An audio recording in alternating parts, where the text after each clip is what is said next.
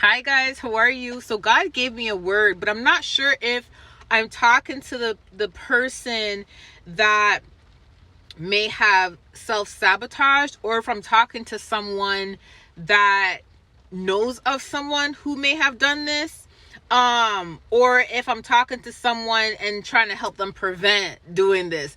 Regardless, I feel like we can all learn from this, okay? But I got the word, I'm just not sure who I'm talking to, and I haven't gotten confirmation about that, but I'm gonna put this word out, okay? So it does tie to what I was talking about, where I say it's so important when you're feeling any type of negativity. It's so important to rebuke it and to cancel. And yes, we're allowed to have emotions. We're allowed to go through things. When we're allowed to have emotions of being sad, being angry. We're allowed to. We're human beings, right?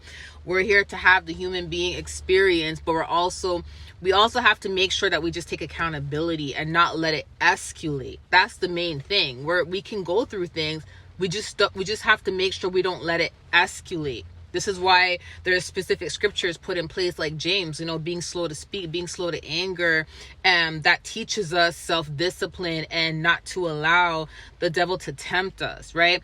God is not saying we're not allowed to have these experiences. What God is trying to say is to learn from it, gain wisdom from it, avoid it taking over your life, avoid it turning from an emotion to now a sin that causes you to self-destruct and that causes you to sabotage. Okay, now the reason why I'm saying this is because I was driving here and God gave me a word. I'm like, God, I ain't trying to push no one button today, but he gave me this. So that's why I wasn't sure who I was talking to, but it's gonna help everybody. But the word that he gave me is, God has sent many people to a certain individuals or to individuals' way. Okay, he sent many people to help certain people, but sometimes when we're so caught up in not caring about things, we're caught up in just being angry, or we're caught up in envy or jealousy, or we're caught up in whatever emotion,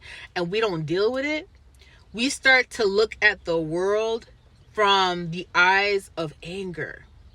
We look at the world from whatever we're feeling in that moment. Now, if a person is consistently angry, if a person is consistently resentful, if a person consistently hates the world and where they are in life, etc., it's going to be so easy for that person to be manipulated from the devil to be jealous of someone, be envious of someone, or look at someone as the bad guy, or you get what I'm saying, or be disrespectful to other people. The point of saying this is, God is saying that there is someone who God has sent so many people to help them.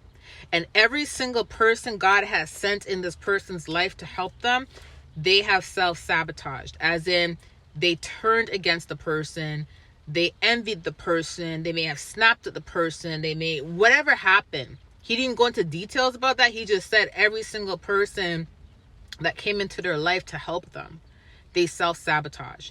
And sometimes it's like, you guys ever been that type of person that always tries to help people? The person you helped has turned their back on you, or has stabbed you in the back, or has lied on you, and you couldn't believe that they even did that to you, and you're like, oh my gosh, like, I didn't even have to go out of my way to help you. I went out of my way to help you because I love you and I care for you, and I can't believe that you would stab me in the back like that.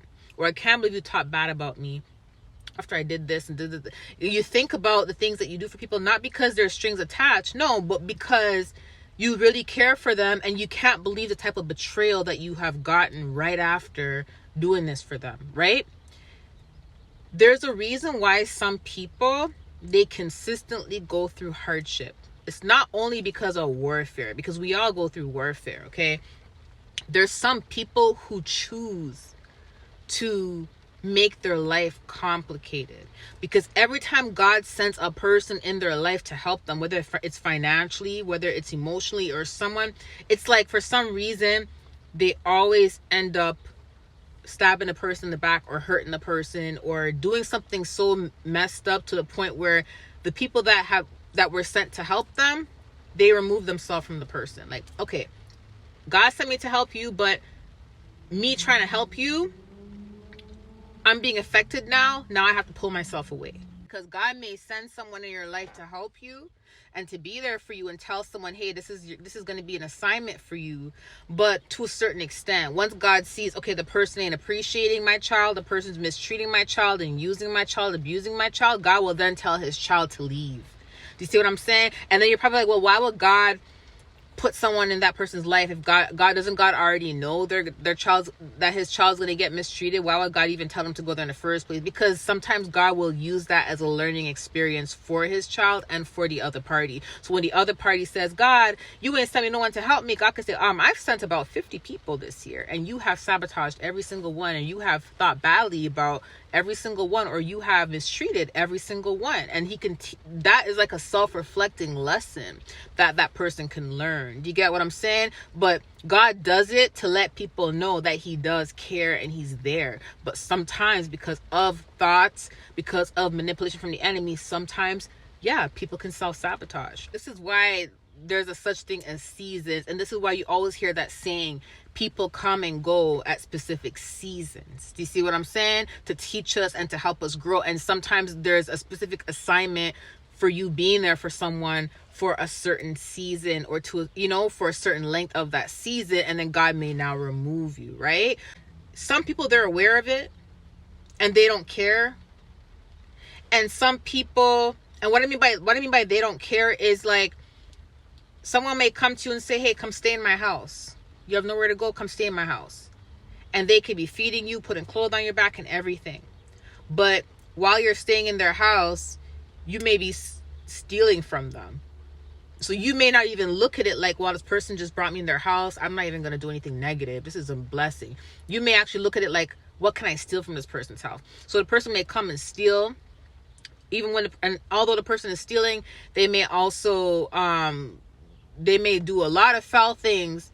And then the person who lets you in their house now has to tell you to leave. And now you're back to square one. And it's kind of like doing the same thing over and over and over again with everyone that you meet. It's like everyone that you meet that helps you, you're doing that same thing over and over and over again, right? So that's people that know and they just don't care. And then when you look at the person that actually knows and doesn't care, you would think that, oh my gosh, I need to help them, not realizing that so many other people had tried to help them and they stabbed every single person in the back. So from your perspective, you may see it as a new person just needing help, right? Then there's those who actually care, who they're getting help, but for some reason, because they're not healed and because the way they look at life is negative because of everything going on, they may see every single person that comes in their life as the bad guy, as someone and because of that, they may react off of thinking that person is the bad guy. Some people will treat people like they're bad because that's what they think, not realizing the very person that you're treating and thinking that is bad was actually sent to help you, right? So sometimes the devil can manipulate you into thinking that someone that is actually there to help you is bad. And when that happens, you can lose your blessing or you self-sabotage, because that could be the very person that God sent to save your life. And if you notice that every single person that comes in your life, you think every single person is bad, you have to really self-reflect, because now every person that comes in your life is bad. Do you see what I'm saying?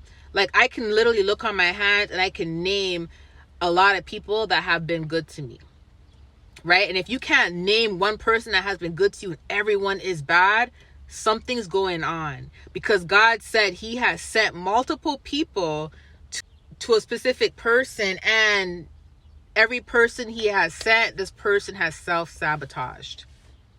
This person has self-sabotaged. This is why it's so important for us to, live the human experience and go through emotions, but not to let it escalate and not to let it manipulate us into thinking negatively about everything and everyone. You also have to use discernment. Okay. So like I said, I wasn't sure who I'm talking to and where the person fit in the situation, but I know when God gave me the word, he has sent help so many times to specific people, and they have sabotaged each and every person that has come in their life to help them because of stuck in their ways and their thoughts, and because they allow the devil to use them. Okay, so I just want to let you guys know this confirmation, and just to be we can all learn from this, and we just have to take heed, and we just have to use discernment. Okay, love you guys. Bye.